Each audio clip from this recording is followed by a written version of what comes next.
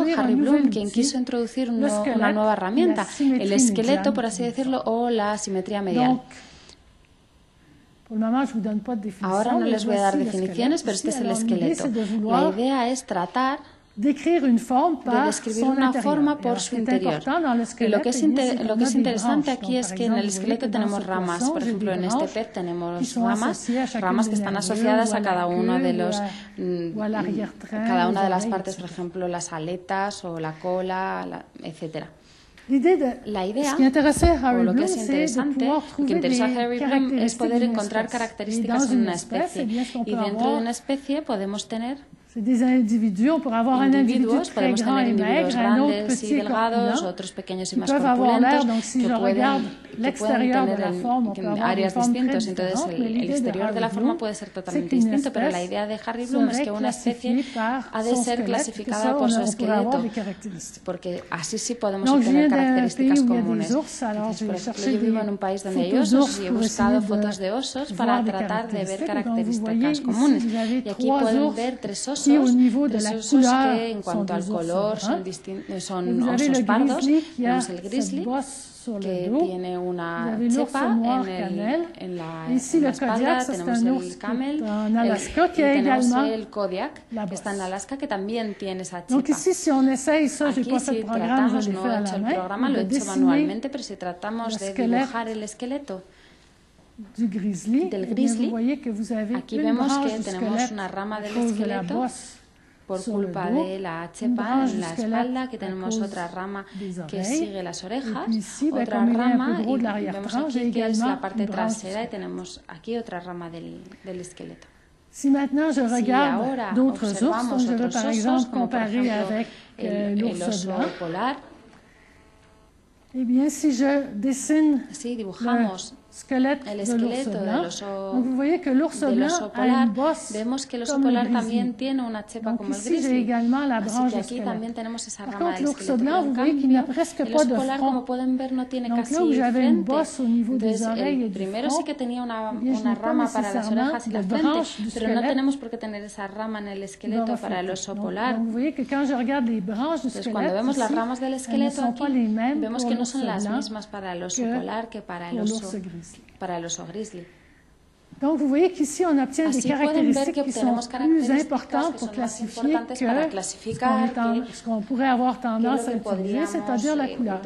Donc, ici, vous regardez, ici, vous pourriez vouloir dire, mais ça, ce sont des ours d'espèces différentes, parce qu'ils sont de couleurs différentes. En fait, ces trois ours sont de la même espèce, ce sont tous de l'espèce des ours noirs. Donc, les ours noirs, d'habitude, on les voit comme ceci, mais il y en a qui sont bruns, et il y en a même dans une région de Colombie-Britannique, dans l'ouest du Canada, qui sont blancs, et qui n'ont rien à voir avec l'ours blanc polaire. Au point de vue génétique, c'est la même espèce que l'ours. Alors maintenant, donc, je vous ai montré cette notion de squelette. On pourrait vouloir se dire comment est-ce qu'on la définit. Donc, comment est-ce qu'on la définit? Eh bien, on va prendre une définition imagée. On va supposer que je fais avec des dessins avec des surfaces, c'est plus simple, mais que ma surface ou mon volume soit fait de matière combustible. Et puis, j'allume le feu simultanément sur le bord partout en même temps. Encender el fusible de forma simultánea en todos los puntos. Bueno, el esqueleto es el conjunto de puntos donde está el fusible, donde el fuego se apaga, es decir, donde se acaba el combustible.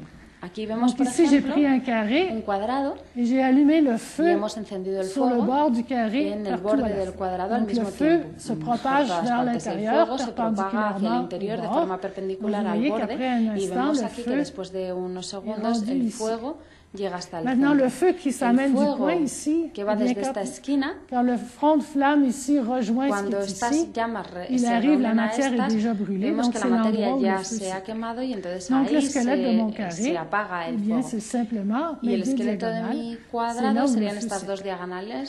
Donc je vais vous donner un deuxième exemple simple avec une ellipse. Donc, vous voyez qu'au départ, mon feu progresse hacia adentro, et puis à un moment donné, mon feu se met à venir s'éteindre ici, et voici le squelette de l'ellipse. Donc, on voit qu'en particulier, quand on a une branche qui se crée, c'est l'endroit où tout à coup, es el lugar donde el fuego empieza a apagarse. Esa sería una pequeña rama del esqueleto, sería por ejemplo la que viene de la chepa del grizzly. Y ahora nos podemos preguntar cómo se forma una rama. El fuego se propaga hacia el interior de forma perpendicular al borde. Aquí, pueden ver aquí, por ejemplo, no sé si puedo mostrarlo.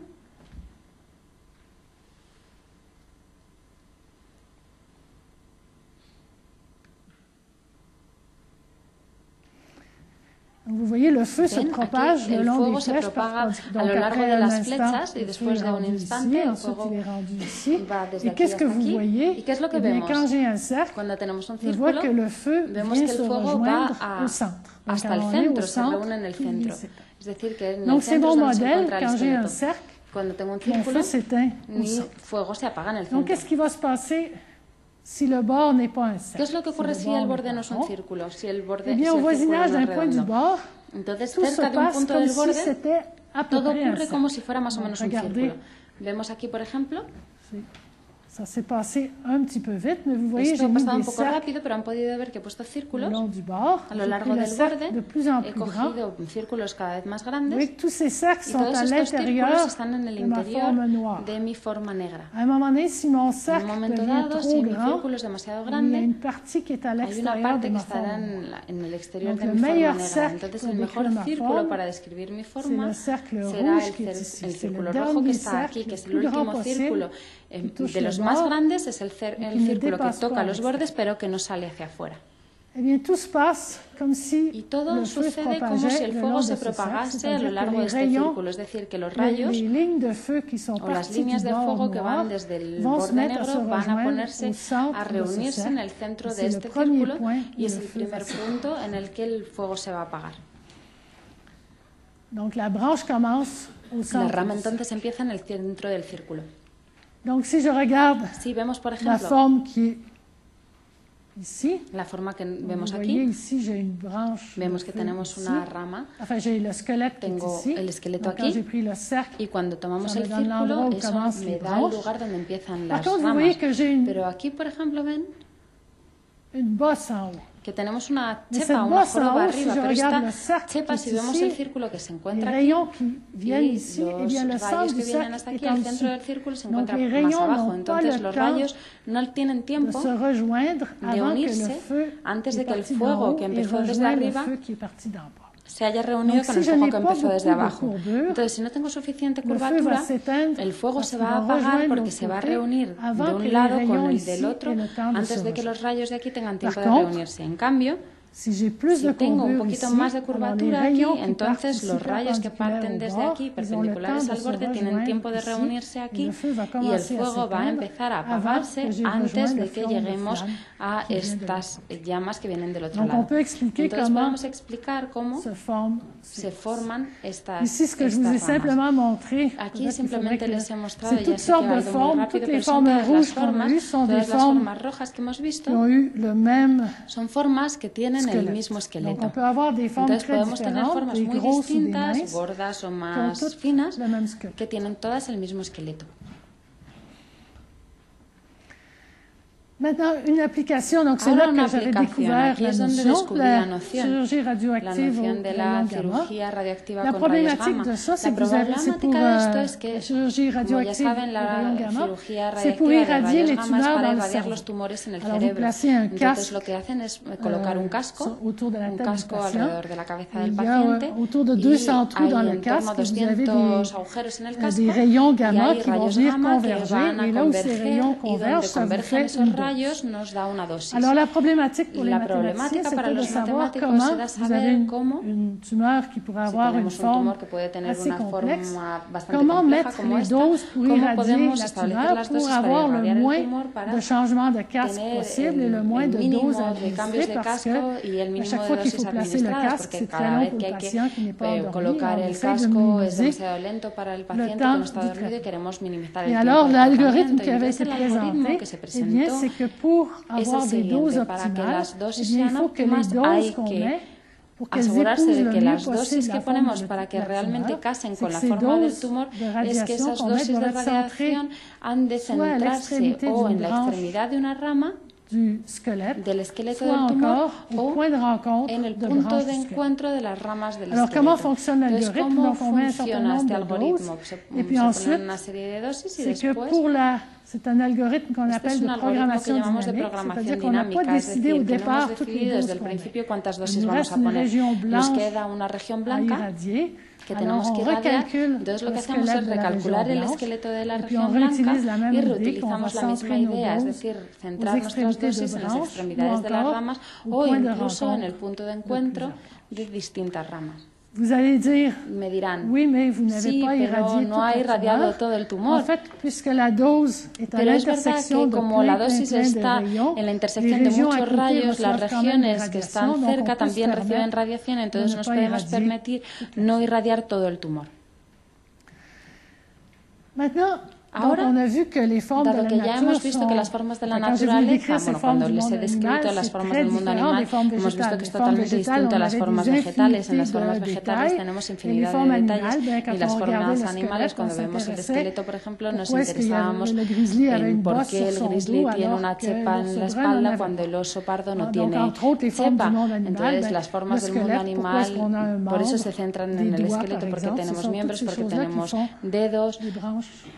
Porque todos esos elementos son los que hacen las ramas del esqueleto. ¿Cómo se generan las formas animales? Al principio el embrión es totalmente esférico. Tenemos el óvulo que se divide y durante algunos días nuestro embrión es totalmente esférico y de pronto empieza a hacer ramas, empieza a formar ramas. La explicación remonta hasta Turing, Alan Turing, del 52, que dice que es un modelo de reacción-difusión, es decir, un modelo de origen químico con dos sustancias químicas que reaccionan, que están en el origen de esta morfogénesis. Lo que vemos aquí es un gran principio unificador. Los mismos tipos de modelos de reacción-difusión explican no solo los motivos de las conchas o los motivos de los pelajes, por ejemplo, el pelaje de un tigre rayado, un leopardo con manchas, y la morfogénesis animal y la filotaxis, es decir, la distribución de las hojas a lo largo de un tallo. Esto es algo muy, muy importante en las ciencias porque parece que a veces tenemos la impresión de que estamos estudiando cosas que están muy alejadas y de pronto nos damos cuenta de que no, de que hay principios que lo unifican todo. Y ese es el principio unificador el que voy a utilizar para terminar mi conferencia. Muchas gracias.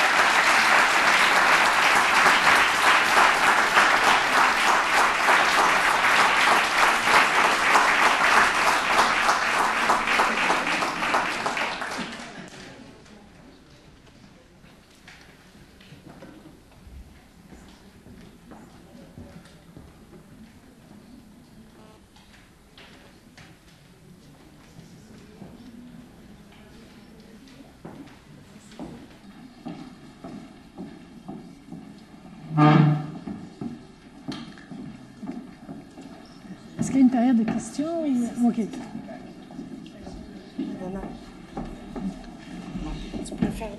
¿Va a haber ahora una ronda de preguntas y respuestas? Sí, prefiero quedarme de pie. Exactamente, de manera muy informal me indican que hay una sesión de preguntas para Cristian. Pero yo hago de traductora o como...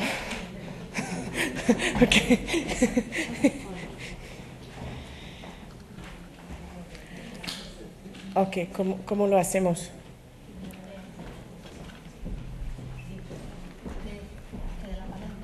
Sí.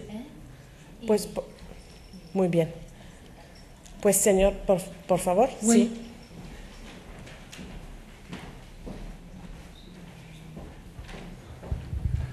Ha sido muy sugestiva su exposición y como usted dice que hay que plantearse preguntas, yo voy a ser obediente y me planteo tres con respecto a su exposición. Primero, no veo la geometría en los ríos, tal vez la línea recta pueda ser. Segundo, ha dicho usted que el flocón tiene una dimensión de 1,26 y la Vía Láctea de 1. No lo puedo comprender, la Vía Láctea es inmensamente más grande que el flocón ese. Y ya la tercera es un poco más trascendente. Dicen los evolucionistas que provenimos de una bacteria inicial que es un corpúsculo unicelular que se multiplica por división.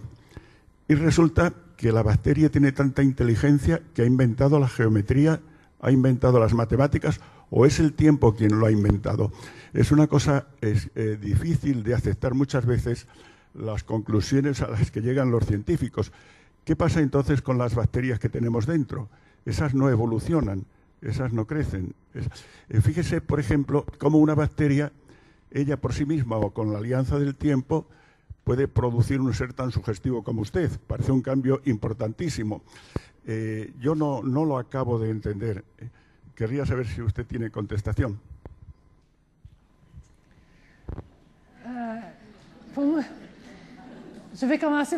Voy a empezar por la última pregunta. Yo soy científica, una matemática, y lo que me maravilla son los modelos matemáticos. Yo no pretendo tener una explicación acerca de por qué las bacterias se desarrollan o por qué lo hacen. Soy muy modesta en ese sentido. Lo que a mí me interesa es estudiar el modelo matemático y ver qué es lo que refleja y proponerlo con los biólogos. El matemático no puede afirmar si se producen o no se producen esas cosas. Estamos muy limitados en ese sentido. En cuanto a la dimensión, la dimensión, j'ai parlé de la dimension du flocon de Van Koch, del copo de Van Koch, que es el objeto matemático. La dimensión del copo de nieve, obviamente, hay que medirlo cada vez. Es una noción que los ingenieros utilizan, por ejemplo, para la medición de la rugosidad. Para un ingeniero, una superficie nunca es totalmente plana. Si la vemos con un microscopio o ampliándolo, veremos cosas. Y la pregunta es, ¿cuánto detalle se ve cuando ampliamos la imagen? Porque tenemos métodos, obviamente. En la práctica no podemos ampliar hasta el infinito, tenemos métodos experimentales. Y entonces la idea es, si hacemos zoom sobre nuestro copo, ¿cuántos cuadrados me hacen falta para cubrirlo? Usted me ha dicho que la Vía Láctea es infinita. Las dimensiones de un objeto no tienen nada que ver con su tamaño. La dimensión es la complejidad cuando hacemos zoom. Lo importante es que en la Vía Láctea lo que tenemos son puntos un poco aislados. Es como muchos vacíos dentro de ello. Y en general, un objeto de dimensión 1, que es una curva plana, si no tengo a priori más que algunos puntos aislados, entonces es un objeto que es de dimensión 0. Y la Vía Láctea se compone de pequeños puntos que no están totalmente aislados, porque entre cada dos puntos que tengo, si amplío, veo que tengo muchos otros puntos. Entonces son simplemente puntos. Como son solamente puntos, por eso mi dimensión es menor a 1. Pero como no están aislados, tengo más que 0. Así que lo que he dicho no es que la dimensión sea 1, sino que está entre 0 y 1. Pero la dimensión no tiene nada que ver con la talla de un objeto. Puedo tener un objeto inmenso, absolutamente inmenso como el universo, pero en cuanto a dimensiones puede tener una dimensión pequeña. Es simplemente algo que tiene que ver con si ampliando voy a ver aparecer vacío o si mi objeto está lleno. Es lo que mide si mi objeto está vacío o lleno. Y la primera me temo que la he olvidado porque es un poco difícil retener todas las preguntas.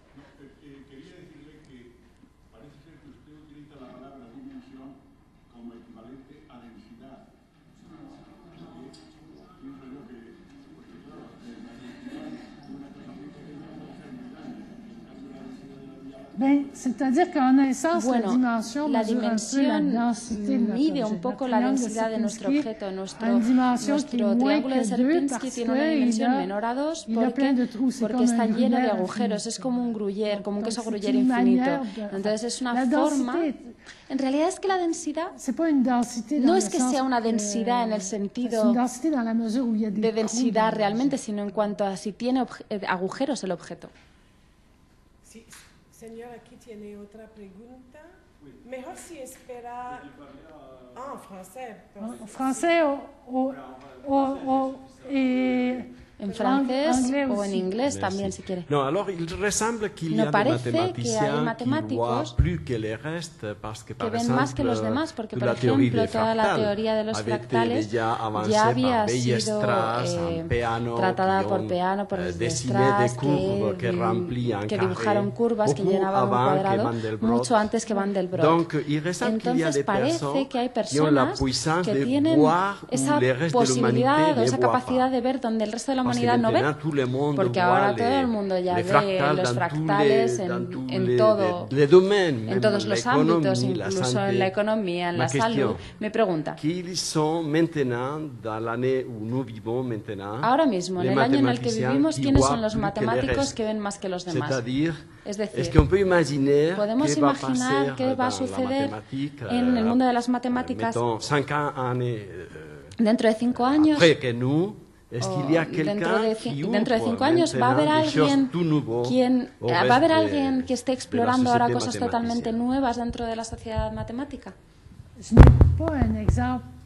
No tengo un ejemplo preciso para darle, porque a veces es el tiempo quien gestiona cosas que ahora mismo a lo mejor son punteras y que todo el mundo aplaude, pero que más adelante a lo mejor olvidaremos, o cosas que estamos ignorando actualmente porque hay gente trabajando en la sombra y no tienen importancia. La verdad es que está usted hablando de cosas importantes, porque yo estoy hablando de gente Weierstrass cuando habló de sus curvas complejas que estaban contenidas en todas partes pero que no se podían derivar. Era realmente un análisis estupendo. Pero claro, estaba tratando las funciones malas, las funciones que había que evitar, y era solamente porque necesitábamos definiciones rigurosas, sólidas, y porque había que hacer pruebas rigurosas porque no nos podíamos fiar de nuestra intuición. Pero esas funciones malvadas, por así decirlo, de Weierstrass, son ahora las funciones positivas para hacer modelos de la fluctuación de la bolsa, por ejemplo, o por ejemplo el movimiento de Brown y cosas parecidas. Pero cuando Mandelbrot vino e introdujo los fractales, él realmente tenía en mente que hacían falta objetos, que la geometría era demasiado pobre para describir la naturaleza, que hacían falta nuevos objetos, pero algunos objetos ya existían. Objetos que también se consideraban malos. Pero es como si, por ejemplo, vemos que hay objetos que se pueden ver de dos formas. Si lo vemos desde un lado es un objeto malo, pernicioso, pero si lo vemos desde otro punto puede que tenga riqueza si lo podamos aplicar. ¿Qué se va a revelar más tarde? ¿Quiénes son los que ven más que los demás? No se sabe siempre. Por eso es interesante ser un científico, porque nunca se sabe realmente. ¿Quiere apuntarse para una pregunta? Señora.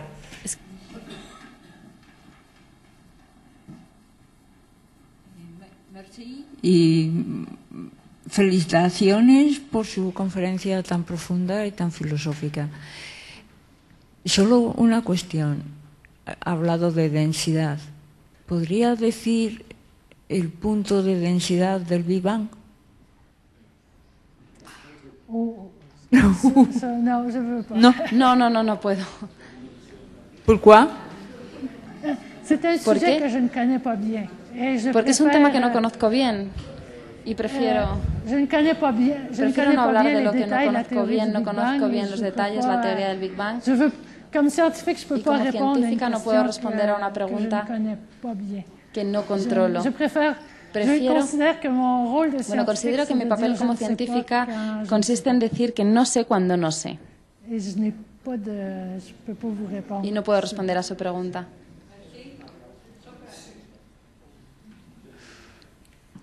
Una última pregunta, señor. La palabra a usted. Sí. Si la materia de un queso de Sierpinski tiene densidad 1, ¿cuánto tiene el queso? ¿Qué densidad tendrá el queso?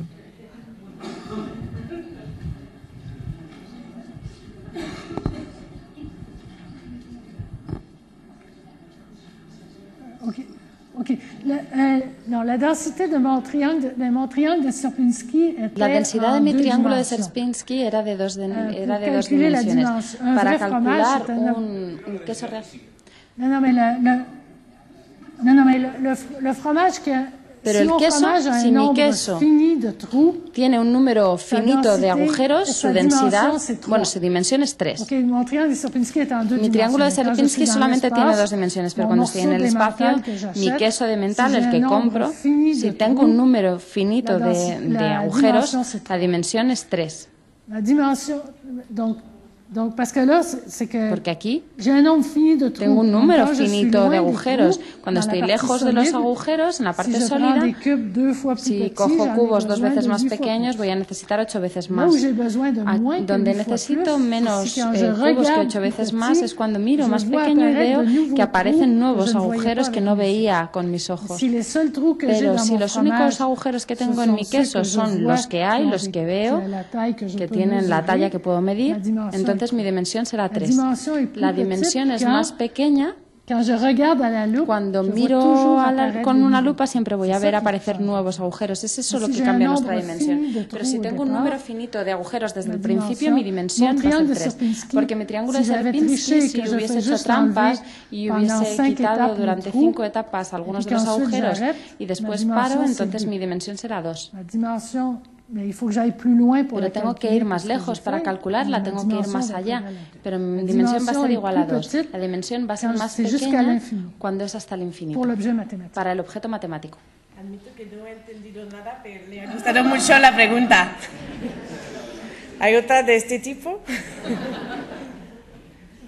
Pues con esto yo pienso que termina el evento. Muchas gracias a todos y por todo a ti, Cristian.